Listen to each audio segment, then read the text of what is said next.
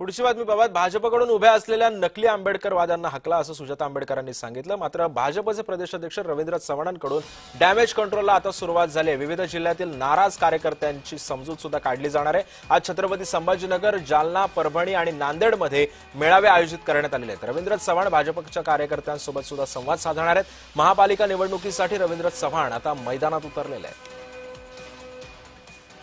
या संदर्भात अधिक माहिती जाणून घेऊयात। माझा सहकारी महेंद्र जोईल सध्या आपल्या सोबत आहे। महेंद्र, रवींद्र चव्हाणांकडून आता डॅमेज कंट्रोल करण्यात येत आहे, काय माहिती आहे?